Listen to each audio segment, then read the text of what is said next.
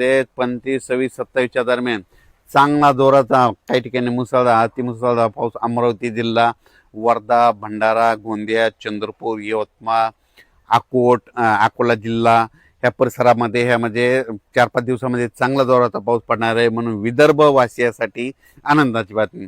पश्चिम विदर्भामध्ये बुलढाणा जिल्ह्यात देखील चांगला पाऊस असणार आहे म्हणून त्यांनी देखील अंदाज लक्षायचा। हिंगोली, वाशिमकडे पाऊस पडणार आहे, सर्वदूर नाही पण भाग बदलत पडणार आहेत, पिकाला दिलासादायक असणार आहे म्हणून हे लक्षायचं। नांदेड जिल्ह्यात आज दुपारनंतर आणि रात्रीच्याला चांगला रिमझिम पाऊस सुरू राहणार आहे म्हणून नांदेडकरांनी अंदाज लक्षायचा। यवतमाळ जिल्ह्यात आज रात्रीच्याला चांगला जोराचा पाऊस चालू राहणार आहे, यवतमाळ जिल्ह्यातून अंदाज लक्षायचा। तेलंगणात देखील आज बऱ्याच भागामध्ये रात्रीच्याला पाऊस असणार आहे म्हणून तेलंगणाच्या शेतकऱ्यांना अंदाज लक्षात द्यायचा। परभणी जिल्हा, जालना जिल्हा, लातूर जिल्हा आणि बीड जिल्हा ह्या 4 जिल्ह्यामध्ये आज दुपारनंतर विखुरलेल्या स्वरूपाचा बऱ्याच भागामध्ये पावसाचं आगमन होणार आहे। सर्वदूर काही पडणार नाही पण भाग बदलत पिकाला जीवदान ठरणारा असा पाऊस असणार आहे म्हणून हे लक्षात यायचं। सोलापूर जिल्ह्यात आज देखील सांगोला परिसरामध्ये पंढरपूर, आटपाडी त्या तिकडे देखील चांगला पाऊस असणार आहे म्हणून त्यांनी देखील लक्षात यायचं। त्याच्यानंतर इकडं श्रीगोंदा, अहिल्यानगरकडे तिकडे देखील आज बऱ्याच भागामध्ये पावसाचं आगमन असणार आहे, पाथर्डी त्या परिसरामध्ये म्हणून त्यांनी देखील अंदाज लक्षात यायचा। कोकणपट्टीमध्ये कोल्हापूर पासून राधानगरी असा पाऊस पालघरपर्यंत त्या कोकणातला पाऊस चालूच राहणार आहे सरीवसरी म्हणून ते लक्षात यायचं। पण त्याच्यानंतर पुण्याला देखील आज सरीवसरी येत राहतील म्हणून पुणेकरांनी देखील अंदाज लक्षात यायचा। त्याच्यानंतर संगमनेर, अकोल्याच्या सरीवसरी चालूच राहतील।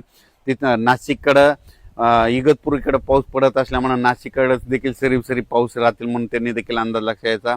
धुळे, जळगाव, नंदुरबार तिकडं मात्र 26, 27, 28 दरम्यान तिकडे देखील चांगला पाऊस येईल म्हणून त्यांनी देखील अंदाज लक्षात यायचा।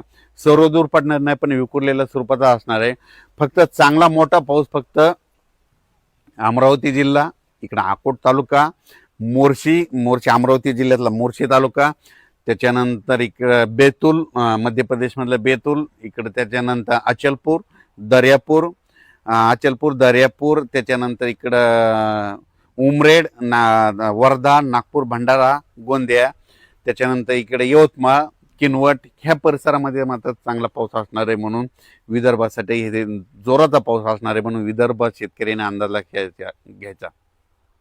संभाजीनगर जिल्ह्यामध्ये तुम्हाला सांगू इच्छितो इकडं सिल्लोड, नेल्लोड, त्याच्यानंतर इकडं सोयगाव, चाळीसगाव त्या परिसरामध्ये देखील ना आज बऱ्याच भागात पाऊस सुरू होईल आणि संभाजीनगरकडे देखील विखुरलेल्या स्वरूपाचाच पाऊस आहे, सर्वदूर काही पडणार नाही म्हणून त्यांनी देखील अंदाज लक्षात यायचा।